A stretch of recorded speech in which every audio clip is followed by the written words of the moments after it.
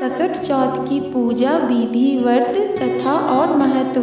चतुर्थी तिथि हर माह 2 बार आती है, एक शुक्ल पक्ष में, दूसरा कृष्ण पक्ष में। शुक्ल पक्ष की चतुर्थी को विनायकी चतुर्थी कहते हैं और वही कृष्ण पक्ष की चतुर्थी को संकष्टी के नाम से जाना जाता है। लेकिन माघ मास की कृष्ण पक्ष की चतुर्थी का विशेष महत्व है, संकष्टी चतुर्थी के नाम से जाना जाता है। साल 2022 में संकष्टी चतुर्थी 21 जनवरी शुक्रवार को है।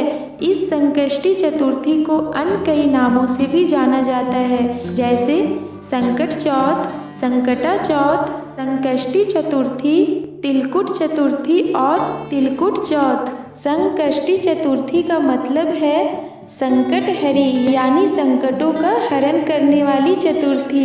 इस व्रत को करने से भगवान गणेश जी बहुत प्रसन्न होते हैं। महिलाएं अपनी संतान की मंगल कामना और लंबी उम्र के लिए इस दिन निर्जला व्रत रखती है। भगवान गणेश की प्रथम पूज्य देवता के रूप में आराधना की जाती है, इसीलिए कोई भी शुभ कार्य करने से पहले भगवान गणेश जी की आराधना की जाती है।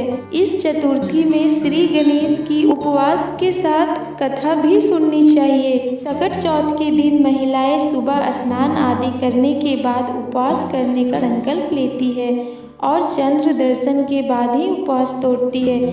कई स्थानों पर महिलाएं इस दिन कुछ नहीं खाती, वही कुछ स्थानों पर महिलाएं उपवास तोड़ने के बाद खिचड़ी, मूंगफली और फलाहार करती है।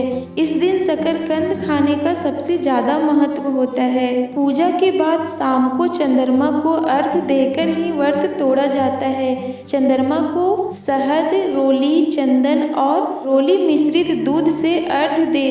कुछ स्थानों पर व्रत तोड़ने के बाद महिलाएं सबसे पहले शकरकंद का प्रयोग करती है। सकट चौथ पूजन विधि। सुबह स्नान के बाद साफ कपड़े पहनकर गणेश जी की प्रतिमा को ईशान कोण में एक चौकी पर स्थापित कर दे।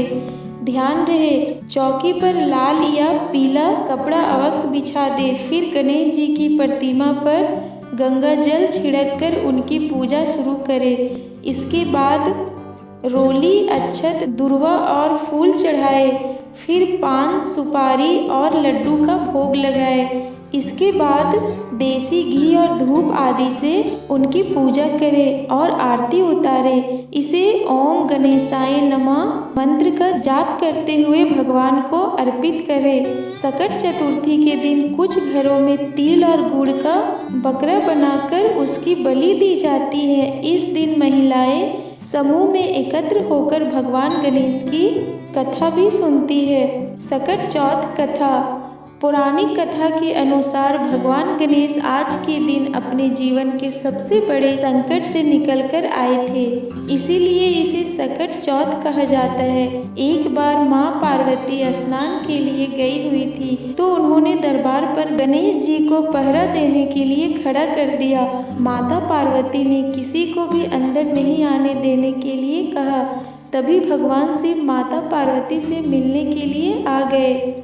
भगवान शिव जब अंदर जाने लगे तो भगवान गणेश ने उनको जाने से मना कर दिया। इससे भगवान शिव क्रोधित हो गए और उन्होंने अपने त्रिशूल से गणेश जी का सिर धड़ से अलग कर दिया।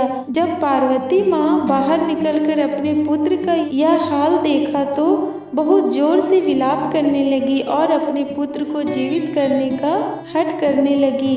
जब माता पार्वती ने शिव भगवान से बहुत अनुरोध किया तो भगवान गणेश को हाथी का सिर लगाकर दूसरा जीवन दिया और तब से भगवान गणेश गजानन के नाम से जानने लगे। तभी से यह तिथि गणपति पूजन की तिथि बन गई। इस दिन भगवान गणेश की पूजा करने से सबकी मनोकामना पूर्ण होती है। इस व्रत को लेकर ऐसी मान्यता है कि जो भी इस दिन सच्चे मन से विघ्नहर्ता भगवान गणेश जी की पूजा अर्चना करता है, उसकी सभी मनोकामनाएं पूर्ण होती है और कष्टों का निवारण होता है। बोलो गणपति बप्पा मोरया, गणेश भगवान की जय।